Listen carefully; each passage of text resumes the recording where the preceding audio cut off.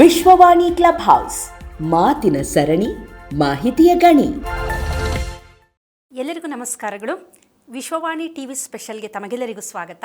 ನಾನು professor Suttur S Malini, ಅಧ್ಯಕ್ಷರು, genetics ಮತ್ತು ಜಿನೋಮಿಕ್ಸ್ ಅಧ್ಯಯನ ವಿಭಾಗ, ಮೈಸೂರು ವಿಶ್ವವಿದ್ಯಾನಿಲಯ. ಕ್ಯಾನ್ಸರ್ ಎನ್ನುವ ಪದ ಕೇಳಿದ ತಕ್ಷಣ ಎಂಥವ್ರಿಗೂ ಎಲ್ಲೋ ಒಂದು ಕಡೆ ನಡುಕ ಆಗುತ್ತೆ. ಕ್ಯಾನ್ಸರ್ ಇದೆ ಅಂತ ಏನಾದ್ರು ಗೊತ್ತಾದರೆ ಅಲ್ಲಿಗೆ ಮುಗೀತು. ಅದು ಭಯದಿಂದನೇ ಅರ್ಧ ಅವರು ಒಂಥರ ನರಳಕ್ಕೆ ಶುರು ಮಾಡ್ತಾರೆ. ಮತ್ತು ಏನೇ ಕಾಯಿಲೆ ಬಂದ್ರೂ ಪರವಾಗಿಲ್ಲ, ನಾವು ವಾಸಿ ಮಾಡ್ಕೋಬೋದು. ಆದರೆ ಕ್ಯಾನ್ಸರ್ ಬಂದರೆ ಹೇಗಪ್ಪ, ಅದು ನಿಜವಾಗ್ಲೂ ಅದು ವಾಸಿ ಆಗುತ್ತಾ, ಬದುಕ್ತೀವ ನಾವು ಅನ್ನುವ ಯೋಚನೆ ಎಲ್ಲರಿಗೂ ಬರುತ್ತೆ. ಇತ್ತೀಚಿನ ದಿನದಲ್ಲಿ ನಾವು ಜಗತ್ತಿನಾದ್ಯಂತ ಇದರ ಒಂದು ಅಂಕಿ ಅಂಶಗಳನ್ನು ನೋಡಿದಾಗ ಕ್ಯಾನ್ಸರ್ ಅನ್ನುವುದು ಈ ಒಂದು ಕಾಯಿಲೆ ಜಗತ್ತಿನಲ್ಲಿ ಹೆಚ್ಚಾಗ್ತಾ ಇದೆ. ಅದು ಪಾಶ್ಚಿಮಾತ್ಯರಲ್ಲಿ ನಮ್ಮ ಭಾರತೀಯರಿಗೆ ಹೋಲಿಸಿದ್ರೆ ಇನ್ನೂ ಜಾಸ್ತಿ ಅನ್ಬೋದು. ಆದರೂ ಸಹ ಈ ಒಂದು ಆಧುನಿಕತೆ ಅಥವಾ ಗ್ಲೋಬಲೈಸೇಷನ್ ಅಂತ ನಾವು ಏನು ಹೇಳ್ತೀವಿ, ಬದಲಾದ ನಮ್ಮ ಜೀವನ ಶೈಲಿ ಆಗ್ಬೋದು, ಆಹಾರ ಪದ್ಧತಿ ಆಗ್ಬೋದು, ಹವ್ಯಾಸಗಳಿಂದಾಗಿ ಪಾಶ್ಚಿಮಾತ್ಯರಲ್ಲಿ ಎಷ್ಟು ಪ್ರಮಾಣದಲ್ಲಿ ಕ್ಯಾನ್ಸರ್ ಕಾಣಿಸ್ಕೊಂತಿತ್ತು ಅಷ್ಟೇ ಪ್ರಮಾಣದಲ್ಲಿ ಇಂದು ನಮ್ಮ ದೇಶದಲ್ಲೂ ಸಹ ಈ ಒಂದು ಕ್ಯಾನ್ಸರ್ನ ನಾವು ನೋಡಬಹುದು. ಪ್ರತಿ ವರ್ಷ ಈ ಕ್ಯಾನ್ಸರ್ ಅಂಕಿಅಂಶಗಳು 15% ಜಾಸ್ತಿ ಆಗ್ತಾ ಇದೆ ಅಂತೇಳಿ ಬಹಳಷ್ಟು ಪ್ರಸಿದ್ಧ ವೈದ್ಯರುಗಳು, ಆಂಕಾಲಜಿಸ್ಟ್ಗಳು ಇದರ ಬಗ್ಗೆ ಕಳವಳ ವ್ಯಕ್ತಪಡಿಸಿದ್ದಾರೆ. ಹಾಗಾದರೆ ಕ್ಯಾನ್ಸರ್ ಅಂದರೆ ಏನು ಅಂತ ನಾವು ನೋಡೋದಾದರೆ, ಇದು ಸಹ ಒಂದು ಆನುವಂಶೀಯ ಕಾಯಿಲೆ. ಇದನ್ನು ನಾವು ಬಹುವಿಧದ ಅಸ್ವಸ್ಥತೆ ಅಂತ ಕಳ್ತೀವಿ, ಅಂದರೆ ಮಲ್ಟಿಫ್ಯಾಕ್ಟೋರಿಯಲ್ ಡಿಸಾರ್ಡರ್ ಅಂತ. ಅಂದರೆ ಇಲ್ಲಿ ಈ ಒಂದು ನಮ್ಮ DNA ಏನೋ ಒಂದು ಬದಲಾವಣೆಯಾಗಿದೆ. ಈ ಬದಲಾವಣೆಯಿಂದಾಗಿ ದೇಹದಲ್ಲಿ ಎಲ್ಲೋ ಒಂದು ಕಡೆ ಗೆಡ್ಡೆ ಅದು ಒಂದು ಬೆಳೀತಾ ಇದೆ.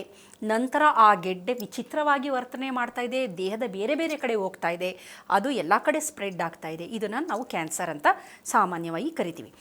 ಇದು ಜನಸಾಮಾನ್ಯರ ಭಾಷೆಯಲ್ಲಿ ಹೇಳೋದಾದರೆ, ಕ್ಯಾನ್ಸರ್ ಅಂತಂದರೆ ಜೀವಕೋಶಗಳಿಗೆ ಹುಚ್ಚು ಹಿಡಿದ ಹಾಗೆ ವರ್ತಿಸುವುದು, ಜೀವಕೋಶಗಳಿಗೆ ಹುಚ್ಚು ಹಿಡಿಯುವುದು ಅಂತ ಅಂತೀವಿ. ಇದನ್ನು ಕೌಡ್ರಿ ಎನ್ನುವ ವಿಜ್ಞಾನಿ ಬಹಳ ಹಿಂದೆನೇ ಇದನ್ನು ಹೇಳಿದ್ರು, ಸೆಲ್ಸ್ ಹ್ಯಾವ್ ಗಾನ್ ಮ್ಯಾಡ್ ಅಂತ. ಅಂದರೆ ಜೀವಕೋಶಕ್ಕೆ ಹುಚ್ಚು ಹಿಡಿಯೋ ಅಂಥದ್ದು ಅಂತ. ಈ ಕ್ಯಾನ್ಸರ್ ಎನ್ನುವ ಪದ ಎಲ್ಲಿಂದ ಬಂತು, ಇದರ ಇತಿಹಾಸ ಅಂತ ನಾವು ನೋಡಿದಾಗ, ಇದು ಇವತ್ತು ನಾವು ನೋಡ್ತಿರೋ ಅಂಥ ಕಾಯಿಲೆ ಅಲ್ಲ. ಇದು ಪುರಾತನ ಕಾಲದಲ್ಲೂ ನಮ್ಮ ಪುರಾಣಗಳಲ್ಲೂ ಸಹ ಇದರ ಉಲ್ಲೇಖ ಎಲ್ಲೋ ಇದೆ. ರಾಮಾಯಣ ಮಹಾಭಾರತದಲ್ಲೂ ಇದನ್ನು ಎಲ್ಲೋ ಒಂದು ಕಡೆ ಉಲ್ಲೇಖ ಮಾಡಿದ್ದಾರೆ. ಅದರ ಏನು ಅಂತ ಗೊತ್ತಿಲ್ಲ. ಇದು ಗೆಡ್ಡೆ, ಏಡಿ ಗ್ರಂಥಿ ಅಂತ ಅಂತಾರೆ ಇದನ್ನು. ಇದು ಒಂದು ಗ್ರೀಕ್ ಡಿರೈವ್ಡ್, ಅಂದರೆ ಗ್ರೀಕಿಂದ ತೆಗೆದುಕೊಂಡಿರುವಂತಹ ಪದ ಕ್ಯಾನ್ಸರ್ ಅನ್ನುವುದು. ಗ್ರೀಕ್ ಪದದಲ್ಲಿ ಕ್ಯಾನ್ಸರ್ ಅಂತಂದರೆ ಕ್ಯಾಂಕ್ರಮ್ ಅಂದರೆ ಏಡಿ ಅಂತ ಅರ್ಥ. ಈ ಕ್ಯಾನ್ಸರ್ ಅನ್ನುವುದು ಕ್ಯಾಂಕ್ರಮ್ಮಿಂದ ಡಿರೈವ್ ಮಾಡಿರುವಂತಹ ಒಂದು ಪದ ಅಂತ ಹೇಳ್ಬೋದು. ಅಂದರೆ ಇದನ್ನು ಏಡಿಗೆ ಹೋಲಿಸಿದ್ದಾರೆ. ಏಡಿಗೆ ಏನಕ್ಕೆ ಹೋಲಿಸಿದ್ದಾರೆ? ಕ್ರ್ಯಾಬ್ ಅನ್ನೋದು ಏನಕ್ಕೆ ಆ ಥರ ಹೋಲಿಸಿದ್ದಾರೆ ಅಂದರೆ, ಅದು ಒಂದು ಸಲ ಹಿಡಿದುಕೊಂಡ್ರೆ ಹಿಡಿತಾ ಬಹಳ ಗಟ್ಟಿ, ಅದು ಬಿಡಿಸ್ಕೊಳ್ಳೋಕ್ಕಾಗಲ್ಲ. ಮತ್ತು ಅದರ ನೆಡಿಗೆ ಬಹಳ ಒಂಥರ ನಿಧಾನ ಅನ್ಬೋದು, ಗೊತ್ತಾಗೋದೇ ಇಲ್ಲ, ಅದು ಯಾವಾಗ ಬಂದು ಹಿಡ್ಕೊಳ್ಳುತ್ತೆ ಅನ್ನೋದೇ ಗೊತ್ತಾಗೋದಿಲ್ಲ. ಹಾಗಾಗಿ ಕ್ಯಾಂಕ್ರಮ್ ಅನ್ನುವುದು ಈ ಒಂದು ಕ್ಯಾನ್ಸರ್ ಅಂತ ಆ ಒಂದು ಗ್ರೀಕ್ ಪದದಿಂದ ನಾವು ಪಡೆದಿರೋ ಅಂಥದ್ದು. ಇದನ್ನು ನಾವು ಬೇಕಾದಷ್ಟು ಇದರ ಇತಿಹಾಸ ನೋಡಿದಾಗ ಈಜಿಪ್ಟಿನ ಪಿರಮಿಡ್ಗಳಲ್ಲಿ ಕ್ಯಾನ್ಸರ್ ಗೆಡ್ಡೆಗಳಿತ್ತು ಅಂತ ಪೈಪರಿಸ್ ಎನ್ನುವ ಅವರ ಒಂದು ಬರಹಗಳಲ್ಲಿ ಅವರು ತಿಳಿಸಿದ್ದಾರೆ. ಅಂದರೆ ಇದು ಇತ್ತು ಅವಾಗಿಂದನೂ. ಆದರೆ ಇದ್ರ ಬಗ್ಗೆ ಹೆಚ್ಚು ಜನ ಗೊತ್ತಿಲ್ಲ. ಕಾರಣ ಇದು ಎಲ್ಲೋ ಅಲ್ಲೊಂದು ಇಲ್ಲೊಂದು ಅಂತ ಹೇಳಿ ಇದರ ಒಂದು ಅಂಕಿಅಂಶಗಳು ತುಂಬ ಕಡಿಮೆ ಇತ್ತು. ಕ್ಯಾನ್ಸರ್ ಬರೀ ಮನುಷ್ಯನಿಗೆ ಮಾತ್ರ ಬರಲ್ಲ, ಇದು ಪ್ರಾಣಿಗಳಿಗೆ ಬರುತ್ತೆ, ಪಕ್ಷಿಗಳಿಗೆ ಬರುತ್ತೆ, ಸಸ್ಯಗಳಿಗೆ, ಅಂದರೆ ಆ್ಯನಿಮಲ್ಸು ಮತ್ತು ಪ್ಲ್ಯಾಂಟ್ಸ್ ಎಲ್ಲದಕ್ಕೂ ಬರುವ ಸಾಮಾನ್ಯ ಕಾಯಿಲೆ ಇದು ಅಂತ ನಾವು ಹೇಳ್ಬಹುದು. ಆದರೆ ಒಂದು $1 ಮಿಲಿಯನ್ ಕ್ವೆಶ್ಚನ್ ಏನು, ಕ್ಯಾನ್ಸರ್ ಏನಕ್ಕೆ ಬರುತ್ತೆ? ತುಂಬ ಜನ ಅಂತಾರೆ, ಅಯ್ಯೋ ಅವರು ತುಂಬ ಚೆನ್ನಾಗಿದ್ರಪ್ಪ, ಒಂದು ಸ್ಮೋಕ್ ಮಾಡ್ತಿರ್ಲಿಲ್ಲ, ಒಂದು ಡ್ರಿಂಕ್ಸ್ ಮಾಡ್ತಿರ್ಲಿಲ್ಲ, ಎಷ್ಟು ಡಿಸಿಪ್ಲಿನ್ ಆಗಿದ್ರು, ಪಾಪ ಕ್ಯಾನ್ಸರ್ ಬಂದುಬಿಡ್ತು. ಹೆಂಗೆ ಬರುತ್ತೆ ಇದು? ನೋಡಿ, ಅದೆಲ್ಲ ಮಾಡದೆ ಹೋದ್ರೂ ಬರುತ್ತೆ ಅಂದರೆ ಮಾಡಿದ್ರೆ ಏನೂ ಬರಲ್ಲ, ಆ ಥರ ನಮಗೆ ನಾವು ಜಸ್ಟಿಫೈ ಮಾಡ್ಕೊತೀವಿ.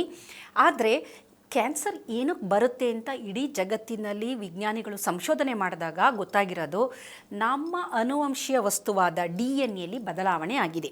ಮ್ಯೂಟೇಷನ್ ಅಂತ ನಾವೇನು ಹೇಳ್ತೀವಿ, ರೂಪಾಂತರ, ಅದು ನಮ್ಮ ಆನುವಂಶೀಯ ವಸ್ತುವಿನಲ್ಲಿ ಉಂಟಾಗಿದೆ. ಅದು DNA ಆಗ್ಬೋದು ಅಥವಾ RNA ಆಗ್ಬೋದು. ಸಾಮಾನ್ಯವಾಗಿ ಬಹಳಷ್ಟು ಜೀವಿಗಳಲ್ಲಿರುವ ಆನುವಂಶೀಯ ವಸ್ತು DNA. ಹಾಗಾಗಿ ಈ DNA ರೂಪಾಂತರ ಆದಾಗ ಅದು ಬೇರೆ ಥರ ಬಿಹೇವ್ ಮಾಡುತ್ತೆ, ಜೀವಕೋಶಗಳು ಹುಚ್ಚಿಡ್ದಾಗೆ ಬಿಹೇವ್ ಮಾಡುತ್ತೆ. ಅಂದರೆ ಒಬ್ಬ ಹುಚ್ಚನಿಗೆ ಅವನ ಬಗ್ಗೆ ಅವನಿಗೆ ಅರಿವಿಲ್ಲ, ಅವನು ಏನು ಕೆಲಸ ಮಾಡ್ತಿದ್ದಾನೆ ಅವನಿಗೆ ಗೊತ್ತಿಲ್ಲ.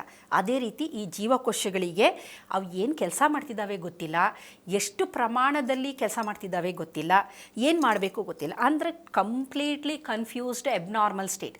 ಅದನ್ನು ನಾವು high cellular proliferation, growth and proliferation ಅಂತ ನಾವು ಕರಿತೀವಿ. ಡಿಫ್ರೆನ್ಸಿಯೇಷನ್ನಲ್ಲೂ ಅಷ್ಟೇ. ಹಾಗಾಗಿ ಇದು ಸಾಮಾನ್ಯವಾಗಿ ಒಂದು ಕಾಮನ್ ಮೆಕ್ಯಾನಿಸಮ್. ಕ್ಯಾನ್ಸರ್ ಜೀವಕೋಶಗಳಲ್ಲಿ ನಡೆಯುವ ಒಂದು ಕಾಮನೆಸ್ಟ್ ಮೆಕ್ಯಾನಿಸಮ್ ಅಂದರೆ DNA ಉಂಟಾಗುವಂತಹ ಒಂದು ರೂಪಾಂತರ. DNA ಯಾವ ಜೀನಿನಲ್ಲಿ ರೂಪಾಂತರ ಆಗಿದೆ ಅನ್ನುವುದರ ಮೇಲೆ ಆ ಥರದ ಕ್ಯಾನ್ಸರ್ ಕಾಯಿಲೆಗಳನ್ನು ನಾವು ನೋಡಬಹುದು. ಹಾಗಾದರೆ ದೇಹದಲ್ಲಿ ಯಾವುದೋ ಒಂದು ಗೆಡ್ಡೆ ಬೆಳೀತು ಅಥವಾ ಗ್ರೋತ್ ಅಥವಾ ಬೆಳವಣಿಗೆ ಅಂತ ಅಂತೀವಿ. ಗ್ರೋತ್ ಅಂತ ನಾನು ಹೇಳಿದೆ, ಇದರಲ್ಲಿ ಸೆಲ್ ಗ್ರೋತ್ ಆ್ಯಂಡ್ ಪ್ರಾಲಿಫರೇಷನ್ ಅಂತ ಹೇಳಿದೆ, ಡಿವಿಷನ್ ಅಂತ. ಹಾಗಾದರೆ ಎಲ್ಲೋ ಜೀವಕೋಶಗಳು ಗ್ರೋತ್ ಆಯಿತು, ಬೆಳವಣಿಗೆ ಆಯಿತು, ಅದು ಕ್ಯಾನ್ಸರಾ? ಅಲ್ಲ. ಕ್ಯಾನ್ಸರಲ್ಲಿ ಈ ಗ್ರೋತ್ ಅಥವಾ ಬೆಳವಣಿಗೆಯಲ್ಲಿ 2 ಥರ ಇದೆ. ಒಂದು ಕ್ಯಾನ್ಸರ್, ಇನ್ನೊಂದು ನಾನ್ ಕ್ಯಾನ್ಸರಸ್ ಅಂತ. ನಾನ್ ಕ್ಯಾನ್ಸರಸ್ ಅಂದರೆ ಅದು ಕಾಯಿಲೆ ಅಲ್ಲ, ಅದು ಕ್ಯಾನ್ಸರ್ ಅಲ್ಲ, ಅದು ಆದರೆ ಅದು ಬೆಳವಣಿಗೆ, ಅದು ನಡೀಲೇಬೇಕು, ದೇಹದಲ್ಲಿ ನಡೆಯುತ್ತೆ. ಅದರಲ್ಲಿ ಬೇರೆ ಬೇರೆ ಥರ ಇದೆ. ಅದರಲ್ಲಿ ರೀಜನ್ರೇಷನ್ ಅಂತ ಏನೋ ಒಂದು ಭಾಗ ಅದು ಪುನಃ ಬೆಳವಣಿಗೆ ಆಗೋದು, ಅದು ಕ್ಯಾನ್ಸರ್ ಅಲ್ಲ. ಅದೇ ಥರ ಹೈಪರ್ಪ್ಲಾಸಿಯಾ, ಮೆಟಾಪ್ಲಾಸಿಯಾ, ಡಿಸ್ಪ್ಲಾಸಿಯಾ ಅಂತ 3 ಥರದ ಬೆಳವಣಿಗೆಗಳಿದೆ ದೇಹದಲ್ಲಿ ಉಂಟಾಗಂಥದ್ದು, ಅದು ಕ್ಯಾನ್ಸರ್ ಅಲ್ಲ. ಈ ಹೈಪರ್ಪ್ಲಾಸಿಯಾ ಅಥವಾ ಮೆಟಾಪ್ಲಾಸಿಯಾ ಅನ್ನೋದು ಕೆಲವೊಂದು ಕಾಯಿಲೆ ಉಂಟಾದಾಗ, ಕೆಲವೊಂದು ಅನಾರೋಗ್ಯ ಉಂಟಾದಾಗ, ಅಥವಾ ನಮ್ಮ ಫಿಸಿಯಾಲಜಿಲಿ ಏನಾದರೂ ಬದಲಾವಣೆ ಆದಾಗ ಅಂಥ ಸಂದರ್ಭದಲ್ಲಿ ಆ ಜೀವಕೋಶಗಳು ಹೆಚ್ಚಿನ ಸಂಖ್ಯೆಯಲ್ಲಿ ವಿಭಜನೆ ಹೊಂದುತ್ತೆ. ಉದಾಹರಣೆಗೆ ಒಬ್ಬ ತಾಯಿ ಮಗುವಿಗೆ ಹಾಲು ಕೊಡಬೇಕಾದ್ರೆ ಆ ಮೆಮರಿ ಗ್ಲ್ಯಾಂಡ್ ಸೆಲ್ಸ್ಗಳಲ್ಲಿ ಡಿವಿಷನು ಜಾಸ್ತಿ ಇರುತ್ತೆ. ಆ ನಂತರ ಆ ಸ್ಟಿಮ್ಯುಲಸ್ ಏನಿದೆ ಅದು ನಿಲ್ಲಿಸಿದಾಗ ಅದು ನಾರ್ಮಲ್ ಸ್ಟೇಜ್ಗೆ ಬರೋವಂಥದ್ದು, ಇದು ಫಿಸಿಯಾಲಜಿಕಲ್ಲು. ಇದೇ ರೀತಿ ಕೆಲವೊಂದು ಕಾಯಿಲೆ ಇದ್ದಾಗಲೂ ಪೆಥಾಲಜಿಕಲ್ ಹೈಪರ್ಪ್ಲಾಸಿಯಾ ಅಂತ ಕರಿತೀವಿ. ಅಂದರೆ ಸೆಲ್ ಡಿವಿಷನ್ ಜಾಸ್ತಿ ಇರುತ್ತೆ, ನಂತರ ಕಾಯಿಲೆ ವಾಸಿ ಆದಾಗ ಕಮ್ಮಿ ಆಗುತ್ತೆ. ಇಲ್ಲಿ ನಾನ್ ಕ್ಯಾನ್ಸರಸ್ ಅಂದಾಗ ಒಂದು ಪ್ರಚೋದನೆ ಇದೆ, ಪ್ರಚೋದನೆಯಿಂದ ಜಾಸ್ತಿ ಡಿವಿಷನ್ ಆಗ್ತಾ ಇದೆ, ಪ್ರಚೋದನೆನ ವಾಪಸ್ ತೆಗಿತೀರ, ಡಿವಿಷನ್ನು ನಿಂತೋಯ್ತು. ಇದು ನಾನ್ ಕ್ಯಾನ್ಸರಸ್ ಹೆಲ್ತಿ. ಆದರೆ ಕ್ಯಾನ್ಸರಸ್ ಅಂದಾಗ ಪ್ರಚೋದನೆ ಬಂತು, ಡಿವಿಷನು ಶುರು ಆಯಿತು, ಪ್ರಚೋದನೆನ ನಿಲ್ಲಿಸಿದ್ದೀವಿ, ಆದರೂ ಸಹ ಡಿವಿಷನು ಆಗ್ತಾನೇ ಇದೆ, ಇದು ಕ್ಯಾನ್ಸರಸ್. ಕೆಲವೊಮ್ಮೆ ಏನೂ ಪ್ರಚೋದನೆ ಇಲ್ಲ, ಆದರೂ ಸಹ ಜೀವಕೋಶಗಳು ಡಿವೈಡ್ ಆಗ್ತಾ ಇದೆ, ಅದು ಕ್ಯಾನ್ಸರಸ್. ಹಾಗಾಗಿ ದೇಹದಲ್ಲಿ ಇರುವ ಎಲ್ಲ ಥರದ ಗೆಡ್ಡೆಗಳಾಗಿರ್ಬೋದು ಅಥವಾ ಗ್ರೋತ್ ಆಗಿರ್ಬೋದು ಕ್ಯಾನ್ಸರ್ ಅಲ್ಲ. ಕೆಲವೊಂದು ನಿರ್ದಿಷ್ಟವಾದ ಡಿವಿಷನ್ನು, ಸೆಲ್ ಡಿವಿಷನ್ ಆಗ್ಬೋದು, ಗ್ರೋತ್ ಆಗ್ಬೋದು, ಅವು ಮಾತ್ರ ನಾವು ಕ್ಯಾನ್ಸರ್ ಅಂತ ಕರಿತೀವಿ. ಹಾಗಾದರೆ ಕ್ಯಾನ್ಸರ್ಗೆ ಕಾರಣಗಳು ಏನು ಅಂತ ನಾವು ನೋಡೋದಾದರೆ, ಈಗ ನಾವು ಬದುಕ್ತಾ ಇರೋದೇ ವಿಷಯುಕ್ತ ಜಗತ್ತಲ್ಲಿ. ನಾವು ತಿನ್ನುವ ಆಹಾರ ಆಗಿರ್ಬೋದು, ಕುಡಿಯುವ ನೀರಾಗ್ಬೋದು, ಸೇವಿಸುವ ಗಾಳಿ, ಎಲ್ಲದರಲ್ಲೂ ರಾಸಾಯನಿಕಗಳು ತುಂಬಿ ತುಳುಕ್ತಾ ಇದೆ. ನೀವು ಸುಮ್ಮನೆ ಹಾಗೆ ಗೂಗಲ್ ಮಾಡಿ ನೋಡಿ, ಕಾರ್ಸಿನೋಜನ್ ಅಥವಾ ಕ್ಯಾನ್ಸರ್ ಕಾರಕಗಳು ಯಾವುದು ಅಂದರೆ ಎಲ್ಲದೂ ಆ ಲಿಸ್ಟಲ್ಲೇ ಬಂದುಬಿಡುತ್ತೆ. ನಾವು ದಿನನಿತ್ಯ ಬಳಸುವ ಬಣ್ಣಗಳಾಗಿರ್ಬೋದು, ಪ್ರಿಸರ್ವೇಟಿವ್ಗಳಾಗಿರ್ಬೋದು, ರಾಸಾಯನಿಕಗಳಾಗಿರ್ಬೋದು, ಅಥವಾ ಇನ್ಸೆಕ್ಟಿಸೈಡು, ಪೆಸ್ಟಿಸೈಡು, ಹರ್ಬಿಸೈಡು, ಫಂಗಿಸೈಡ್ ಆಗ್ಬೋದು, ಅಥವಾ ನಾವು ಬಳಸುವ ಪ್ಲಾಸ್ಟಿಕ್ ಆಗಿರಬಹುದು, ಎಲ್ಲದೂ ಕಾಸ್ಮೆಟಿಕ್ಸ್ಗಳಾಗಿರ್ಬೋದು, ಅಥವಾ ನಾವು ಬಳಸುವ ಪರ್ಫ್ಯೂಮ್, ನಾವು ಏನು ಬಳಸ್ತಾ ಇದ್ದೀವಿ ಅಂತ ನಾವು ನೋಡಿದ್ರೆ ಎಲ್ಲೋ ಒಂದು ಕಡೆ ಅದು ಕ್ಯಾನ್ಸರ್ ಕಾರಕ ಅಂತಲೇ ನಾವು ಅನ್ಬೋದು. ಕೆಮಿಕಲ್ಗಳು ಇದರ ಹೊರತಾಗಿ ಕೆಲವೊಂದು ಫಿಸಿಕಲ್ ಕಾರ್ಸಿನೋಜನ್ ಅಥವಾ ಕ್ಯಾನ್ಸರ್ ಕಾರಕಗಳು ಅಂತ ನಾವು ನೋಡೋದಾದರೆ ಎಕ್ಸ್ರೇಸ್ಗಳು, ಎಲ್ಲ ಥರದ ರೇಸ್ಗಳು, UV ಲೈಟ್, UV ರೇಸ್ ಅಂತ ನಾವು ಏನು ಹೇಳ್ತೀವಿ, ಅತಿ ನೇರಳೆ ಕಿರಣಗಳು, ಇದು ಕ್ಯಾನ್ಸರ್ನ ಉಂಟು ಮಾಡುತ್ತೆ. ಎಕ್ಸ್ರೇನೂ ಸಹ ಅದು ಮೊದಲು ಯಾವಾಗ ಎಕ್ಸ್ರೇ ಕಂಡಿಡಿದ್ರು, ಈಗ ನಾವು ಯಾವ ರೀತಿ ಸೆಲ್ಫಿ ತಗೊಂತೀವಿ, ವಿಜ್ಞಾನಿಗಳು ಆ ಥರ ಸೆಲ್ಫಿ ಅಂದರೆ ಎಕ್ಸ್ಪೋಸ್ ಆದರು. ನಂತರ ಗೊತ್ತಾಯಿತು ಇದರಿಂದ ಕ್ಯಾನ್ಸರ್ ಬರುತ್ತೆ ಅಂತ. ಕೂದಲು ಉದ್ರಕ್ಕೆ ಶುರುವಾಯಿತು, ರ್ಯಾಷಸ್ ಆಯಿತು, ಸೆಲ್ ಡೆತ್ಗಳು ಶುರುವಾಯಿತು ದೇಹದಲ್ಲಿ. ಗೊತ್ತಾಯ್ತು ಅವ್ರಿಗೆ, ಓಹೋ ಇದು ಕ್ಯಾನ್ಸರ್ ಕಾರಕ ಅಂತೇಳಿ. ಹಾಗಾಗಿ ಈ ರೇಸ್ಗಳು ಏನಿದೆ ಇವೆಲ್ಲ ಫಿಸಿಕಲ್ ಕಾರ್ಸಿನೋಜನ್, ಭೌತಿಕ ಕಾರ್ಸಿನೋಜನ್ ಅಂತ ನಾವು ಹೇಳ್ಬಹುದು. ಅದರಲ್ಲೂ ಮುಖ್ಯವಾಗಿ UV light, X-rays, gamma, alpha, beta, neutron, proton, ಈ ಎಲ್ಲ ರೇಸ್ಗಳು ಒಟ್ಟಾರೆ ನಾವು ಫಿಸಿಕಲ್ ಕಾರ್ಸಿನೋಜನ್. ಅದಕ್ಕೆ ಇತ್ತೀಚಿನ ದಿನದಲ್ಲಿ ಎಕ್ಸ್ರೇ ಜಾಸ್ತಿ ತೆಗ್ಸಲ್ಲ. ಎಲ್ಲೋ ಫ್ರ್ಯಾಕ್ಚರ್ ಆಗಿ ತೀರಾ ಡೆಂಟಲ್ ಏನೋ ಒಂದು ಪ್ರಾಬ್ಲಮ್ ಇದೆ ಅಥವಾ ಫ್ರ್ಯಾಕ್ಚರ್ ಆಗಿದೆ ಅದಕ್ಕೋಸ್ಕರ ತೆಗೆಸ್ತಾರೆ ಹೊರತು ಪದೇ ಪದೇ ಎಕ್ಸ್ರೇ ಎಕ್ಸ್ಪೋಜರು ತುಂಬ ಕಮ್ಮಿ ಮಾಡಿದ್ದಾರೆ. ಏಕೆಂದರೆ ಗೊತ್ತಿದೆ ಜನಕ್ಕೆ, ವೈದ್ಯರಿಗೆ ಗೊತ್ತಿದೆ ಜಾಸ್ತಿ ಎಕ್ಸ್ಪೋಜರ್ ಇತ್ತು ಅಂದರೆ ಇದರಿಂದ ತೊಂದರೆಗಳು ಉಂಟಾಗುತ್ತೆ ಅಂತ. ಅದೇ ರೀತಿ ಯು ವಿ ಲೈಟ್ ಹೊರಗಡೆ ನೀವು ನೋಡಿರ್ಬೋದು, ಈ ಸನ್ ಬಾತ್ ಅಂತೇಳಿ ಬೀಚ್ಗಳಲ್ಲಿ ತುಂಬ ಜನ ಮೊದಲೆಲ್ಲ ವೆಸ್ಟರ್ನರ್ಸು ಅವರು ತುಂಬ ಬೆಳ್ಳಕ್ಕೆ ತುಂಬ ಫೇರ್ ಇರೋದ್ರಿಂದ ಅವ್ರಿಗೆ ಹೊಂಬಣ್ಣ ಬೇಕು ದೇಹಕ್ಕೆ ಅಂತೇಳಿ ಸಮುದ್ರದಲ್ಲಿ ಸೂರ್ಯನ ಬಿಸಿಲಿಗೆ ಅವರ ದೇಹನ ಒಡ್ಡಿಕೊಂಡು ಒಂಥರ ಹೊಂಬಣ್ಣ ಒಂಥರ ಪಿಂಕ್ ಕಲರ್ ಕಾಣೋರು ಅವರು. ಅದರಿಂದ ಅವರಿಗೆ ಮುಂದಿನ ದಿನದಲ್ಲಿ ಮೆಲನೋಮಾ ಆಫ್ ಸ್ಕಿನ್ ಅಥವಾ ಸ್ಕಿನ್ ಕ್ಯಾನ್ಸರ್ ಬರುತ್ತೆ ಅಂತ ಗೊತ್ತಾಯಿತು, ಯು ವಿ ಲೈಟ್ಗೆ ತುಂಬ ಎಕ್ಸ್ಪೋಸ್ ಆಗೋದ್ರಿಂದ. ಹಾಗಾಗಿ ಇದೆಲ್ಲ ಫಿಸಿಕಲ್ ಕಾರ್ಸಿನೋಜನ್ ಅನ್ಬೋದು. ಇದರ ಜೊತೆಗೆ ಕೆಲವೊಂದು ಈಗ ಇಂಪ್ಲಾಂಟ್ಸ್ಗಳಿರುತ್ತೆ. ಇತ್ತೀಚೆಗೆ ನೀವು ನೋಡಿರ್ಬೋದು ಬಹಳಷ್ಟು ಮಾಡೆಲ್ಸ್ಗಳು ಅವರು ಬ್ರೆಸ್ಟ್ ಎನ್ಲಾರ್ಜ್ಮೆಂಟ್ ಮಾಡೋಕ್ಕೋಸ್ಕರ ಕೆಲವೊಂದು ಇಂಪ್ಲಾಂಟ್ಗಳನ್ನು ಹಾಕಂತಾರೆ. ರೂಪದರ್ಶಿಯರು, ಚಲನಚಿತ್ರ ನಟಿಯರಾದರೆ ಪರವಾಗಿಲ್ಲ, ಏಕೆಂದರೆ ಅವ್ರಿಗೆ ಕಮರ್ಷಿಯಲ್ ಅದೊಂದು ಬಿಸ್ನೆಸ್ಸು. ಆದರೆ ಜನಸಾಮಾನ್ಯರು ಬಹಳಷ್ಟು ಜನ ಇದರ ಮೊರೆ ಹೋಗೋದ್ರಿಂದ ಮುಂದಿನ ದಿನದಲ್ಲಿ ಅದು ಕಂಟಿನ್ಯೂಸು ಇಂಪ್ಲಾಂಟ್ಸ್ ಇರಿಟೇಷನ್ನ ದೇಹದಲ್ಲಿ ಉಂಟು ಮಾಡೋದ್ರಿಂದ ಮುಂದಿನ ದಿನದಲ್ಲಿ ಅವರು ಬ್ರೆಸ್ಟ್ ಕ್ಯಾನ್ಸರ್ಗೆ ತುತ್ತಾಗುವ ಎಲ್ಲ ಸಾಧ್ಯತೆಗಳು ಇದೆ. ಹಾಗಾಗಿ ಆದಷ್ಟು ಇಂಪ್ಲಾಂಟ್ಸ್ಗಳನ್ನು ಬಳಕೆನ ಕಮ್ಮಿ ಮಾಡಿದ್ರೆ ಕ್ಯಾನ್ಸರ್ನಿಂದ ಎಲ್ಲೋ ಒಂದು ಕಡೆ ಮುಕ್ತಿ ಸಿಕ್ಕಬಹುದು ಅಂತ ನಾವು ಹೇಳ್ಬೋದು. ಇವೆಲ್ಲ ಫಿಸಿಕಲ್ ಕಾರ್ಸಿನೋಜನ್. ಇದ್ರ ಜೊತೆಗೆ ನಿಮಗೆ ಗೊತ್ತಿದೆ ಕೆಲವೊಂದು ಡಸ್ಟು, ಈ ಆಸ್ಬೆಸ್ಟಾಸ್ಗಳು, ಈ ಆಕ್ಯುಪೇಷನಲ್ ಹಜಾರ್ಡ್ ಅಂತ ಕರಿತೀವಿ. ಅಂದರೆ ಕೆಲವು ಫ್ಯಾಕ್ಟ್ರಿಗಳಲ್ಲಿ ಕೆಲಸ ಮಾಡ್ತಿರ್ತಾರೆ, ಈ ಡಸ್ಟ್ಗೆ ಎಕ್ಸ್ಪೋಸ್ ಆಗ್ತಿರ್ತಾರೆ ಕಂಟಿನ್ಯೂಸು. ಕೆಲವೊಂದು ರಾಸಾಯನಿಕಗಳನ್ನು ತಯಾರಿಸುವಂಥ ಕಾರ್ಖಾನೆಗಳಲ್ಲಿ. ಇದರಿಂದ ಏನಾಗುತ್ತೆ, ಈ ಫಿಸಿಕಲ್ ಕಾರ್ಸಿನೋಜನ್ನು ನಾವು ಇನಲೇಷನ್ನು, ಯಾವುದೇ ಕಾರ್ಸಿನೋಜನ್ ಆದರೆ ಇನೇಲ್ ಮಾಡ್ತೀವಿ ಅಥವಾ ತಿಂತೀವಿ ಅಥವಾ ಚರ್ಮದಿಂದ ಅದು ದೇಹದ ಒಳಗಡೆ ಹೋಗುತ್ತೆ. ಈ ಕಾಸ್ಮೆಟಿಕ್ಸ್ಗಳು ಸಹ ಅಷ್ಟೇ, ಬಹಳಷ್ಟು ನಮಗೆ ಯಾವುದು ಬ್ರ್ಯಾಂಡೆಡ್ ಅಲ್ಲದ ಕಾಸ್ಮೆಟಿಕ್ಸ್ಗಳೇನಿದೆ ಅದು ಸಹ ಹಾಗೆ ನಮ್ಮ ಚರ್ಮದ ಮುಖಾಂತರ ದೇಹದ ಒಳಗಡೆ ಪ್ರವೇಶ ಮಾಡಿ DNA ಡ್ಯಾಮೇಜ್ ಮಾಡೋದ್ರಿಂದ ಇಂಥವನ್ನೆಲ್ಲ ಫಿಸಿಕಲ್ ಕಾರ್ಸಿನೋಜನ್ಗಳಂತ ನಾವು ಕರಿತೀವಿ. ಇನ್ನು ಕೆಮಿಕಲ್ ಕಾರ್ಸಿನೋಜನ್ ಅಂತ ಬಂದರೆ ಎಲ್ಲ ಫುಡ್ ಎಡಿಟಿವ್ಸ್ ಅಂದರೆ ನಮಗೆ ಈ ಟೇಸ್ಟ್ ಪೌಡರ್ಗಳಾಗಿರ್ಬೋದು, ಅಜಿನೋಮೋಟೊ ಆಗಿರ್ಬೋದು, ಏನೇನು ಟೇಸ್ಟ್ ಪೌಡರ್ಗಳು ಬಳಸ್ತೀವಿ, ಕಲರಿಂಗ್ ಏಜೆಂಟು, ಎಲ್ಲ ಕಲರ್ಗಳು. ಈಗ ನಾವು ಗೋಬಿ ಮಂಚೂರಿ ಆಗ್ಬೋದು, ಪಾನಿಪುರಿ, ಯಾವುದರಲ್ಲಿ ಅಂದರೆ ಜಂಕ್ ಆಹಾರ ಅಂತ ನಾವು ಎಲ್ಲಿ ಬಳಸ್ತೀವಿ ಕಲರ್ಗಳನ್ನು, ಆ ಎಲ್ಲ ಕಾರ್ಸಿನೋಜನ್ನು ಯಾವುದೋ ಒಂದು ಪಾಯಿಂಟಲ್ಲಿ ಅದರಿಂದ ನಮಗೆ ಕ್ಯಾನ್ಸರ್ ಉಂಟಾಗುವ ಎಲ್ಲ ಸಾಧ್ಯತೆಗಳನ್ನು ನಾವು ತಳ್ಳಿ ಹಾಕುವಂತಿಲ್ಲ. ಹಾಗಾಗಿ ಕಲರಿಂಗ್ ಏಜೆಂಟು, ಪ್ರಿಸರ್ವೇಟಿವ್ಸ್ಗಳು. ಈಗ ಮನೇಲಿ ಮಾಡಿದ ಆಹಾರ ಬಹಳ ಬೇಗ ಹಾಳಾಗುತ್ತೆ. ಅದೇ ನೀವು ಬೇಕರಿಯಿಂದ ತಂದಿರೋ ಅಂಥದ್ದು ಬಹಳ ದಿನ ಇರುತ್ತೆ. ಈ ಬಿಸ್ಕೆಟ್ಗಳಾಗ್ಬೋದು, ಕುಕ್ಕೀಸ್ಗಳಾಗ್ಬೋದು, ಚಿಪ್ಸ್, ಎಷ್ಟು ದಿನ ಆದರೂ ಏನಾಗಲ್ಲ. ಕಾರಣ ಏನು ಅಂತಂದರೆ ಪ್ರಿಸರ್ವೇಟಿವ್ಸು. ಅದೇ ರೀತಿ ಮನೇಲಿ ಮಾಡಿದ ಉಪ್ಪಿನಕಾಯಿ ಬಹಳ ಬೇಗ ಹಾಳಾಗುತ್ತೆ. ನೀವು ಅಂಗಡಿದ ತಂದಿರೋ ಉಪ್ಪಿನಕಾಯಿ ನಿಮಗೆ ವರ್ಷಗಟ್ಟಲೆ ಇಟ್ಟರೆ ಏನಾಗಲ್ಲ, ಕಾರಣ ಪ್ರಿಸರ್ವೇಟಿವ್. ಈ ಪ್ರಿಸರ್ವೇಟಿವ್ ಆಗ್ಬೋದು, ಕಲರಿಂಗ್ ಏಜೆಂಟ್ ಆಗ್ಬೋದು, ಫುಡ್ ಅಡಿಟಿವ್ಸ್ಗಳಾಗಿರ್ಬೋದು, ಇವು ಎಲ್ಲೋ ಒಂದು ಕಡೆ ಮುಂದಿನ ದಿನದಲ್ಲಿ ನಮಗೆ ಕ್ಯಾನ್ಸರ್ ಉಂಟು ಮಾಡುವ ಎಲ್ಲ ಸಾಧ್ಯತೆಗಳಿದೆ.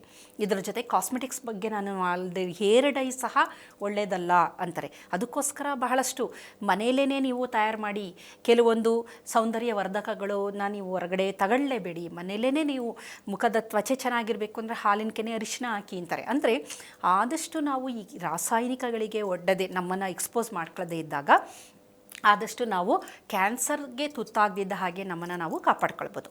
ಇದರ ಜೊತೆಯಲ್ಲಿ ಬಯಾಲಜಿಕಲ್ ಕಾರ್ಸಿನೋಜನ್ ಅಂದರೆ ನಮಗೆ ಈ ವೈರಾಣುಗಳಿಂದ ಕ್ಯಾನ್ಸರ್ ಬರುತ್ತೆ.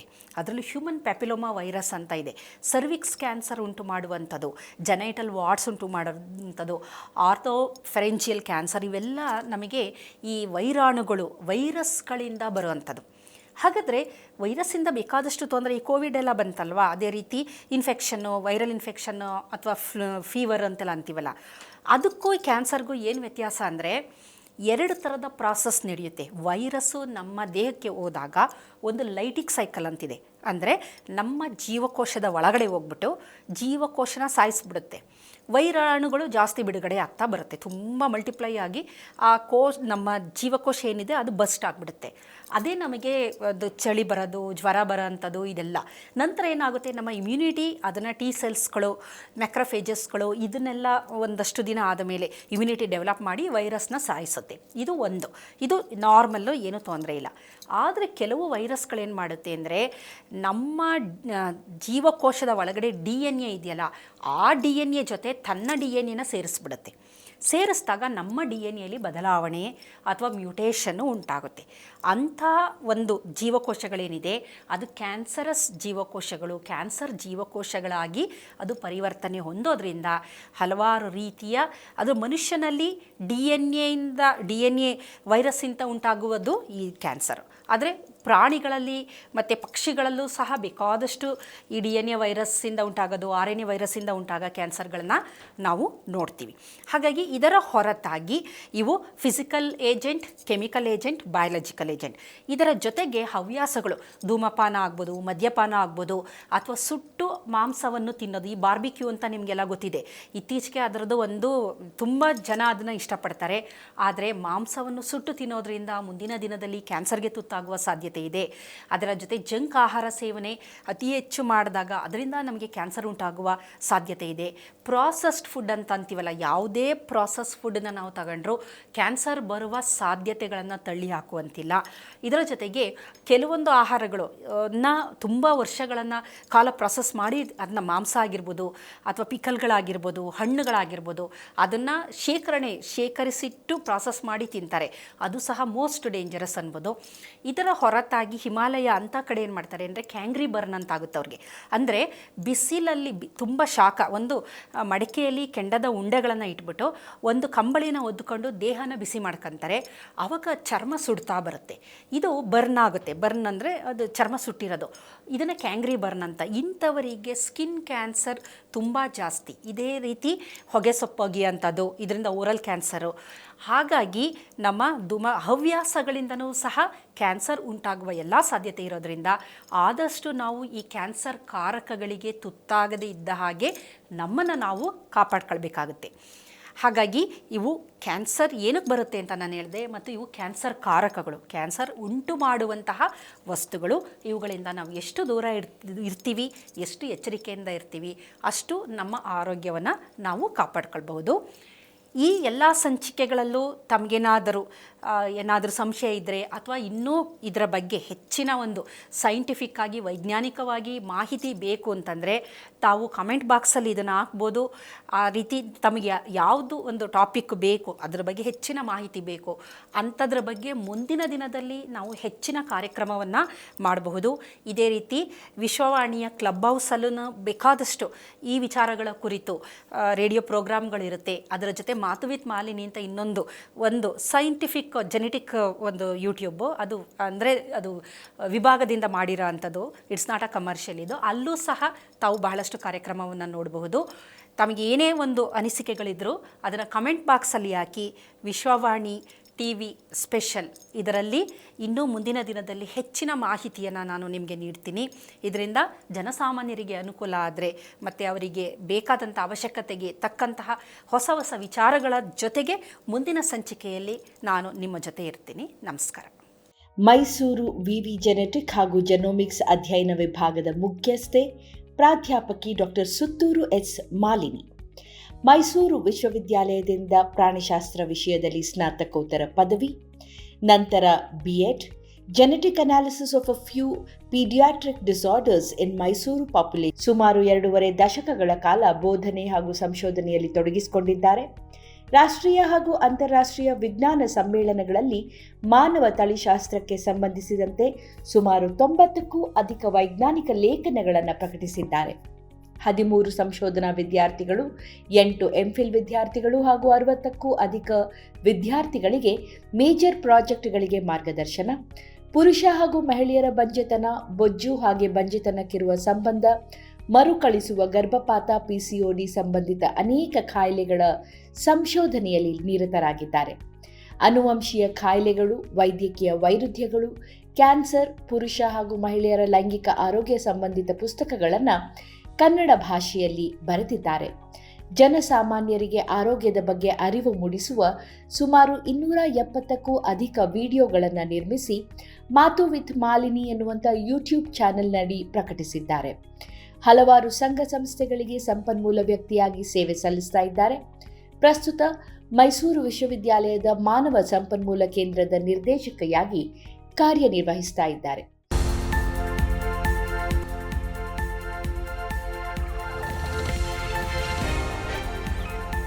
ಅರ್ಥಪೂರ್ಣ ಸಂವಾದ, ಚಿಂತನ ಮಂಥನ, ಉಪಯುಕ್ತ ಮಾಹಿತಿಗಾಗಿ ವಿಶ್ವವಾಣಿ ಕ್ಲಬ್ ಹೌಸ್ ಜಾಯ್ನ್ ಆಗಿ.